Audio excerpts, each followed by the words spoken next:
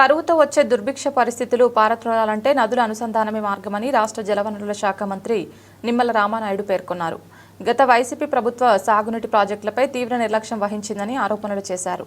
50 ఏళ్ల క్రితమే నదుల అనుసంధానానికి నాంది పలికిన ఇంజనీర్ కేఎల్ రావు తెలుగు వారవటం గర్వకారణంగా ఉందన్నారు. కేఎల్ రావు స్ఫూర్తితో కూటమి ప్రభుత్వం పనిచేస్తోందన్నారు.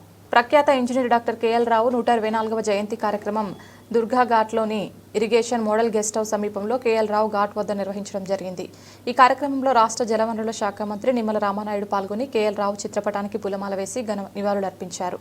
ఈ సందర్భంగా మంత్రి నిమ్మ రామానాయుడు మాట్లాడుతూ ప్రఖ్యాత ఇంజనీర్ కేఎల్ రావు తెలుగువారు కావడం గర్వకారణమన్నారు. 50 ఏళ్ల క్రితమే నదుల అనుసంధానానికి కేఎల్ రావు నాంది పలికారన్నారు. ఆయన స్ఫూర్తిని ప్రధాని మోదీ, సీఎం చంద్రబాబు కొనసాగిస్తున్నారన్నారు.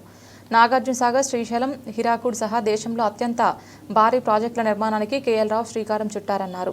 ఏటా 3000 టీఎంసీల నీరు వరద నీరు సముద్రంలోకి పోకుండా పోలవరం ప్రాజెక్టులను చంద్రబాబు నిర్మిస్తున్నారని, గత వైసీపీ ప్రభుత్వ హయాంలో పోలవరం ప్రాజెక్టు విధ్వంసానికి గురైందన్నారు.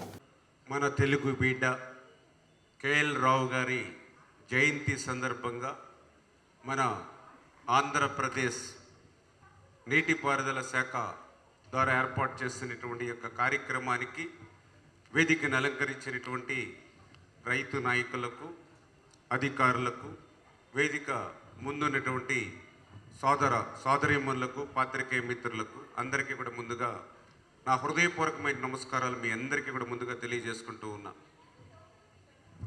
ఈరోజు అటు నరేంద్ర మోడీ గారు కానీ, ఇటు మన గౌరవ ముఖ్యమంత్రి నారా చంద్రబాబు నాయుడు గారు కానీ ఏదైతే నదుల అనుసంధానం అనేటువంటి కార్యక్రమానికి ఏదైతే శ్రీకారం చుడుతూ ఉన్నారో దీనికి ఆద్యులు కేఎల్ రావు గారు అనే విషయాన్ని ఈ సందర్భంగా గుర్తు చేసుకోవాలి.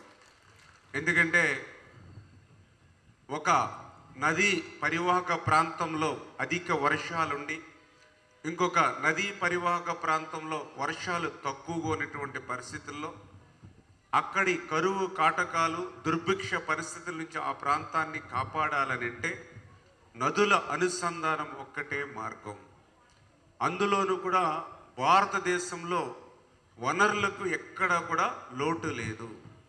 ఇటువంటి వనరులకు లోటు లేకపోయినప్పటికీ కూడా ఈ భారతదేశం ఇంకా అభివృద్ధి చెందాలి అని అంటే కరువు కాటకాల నుంచి, దుర్భిక్షమైన పరిస్థితుల నుండి ఈ యొక్క భారతదేశం అతీతంగా ఉండాలి అని అంటే నదుల అనుసంధానం ఒక్కటే మార్గం.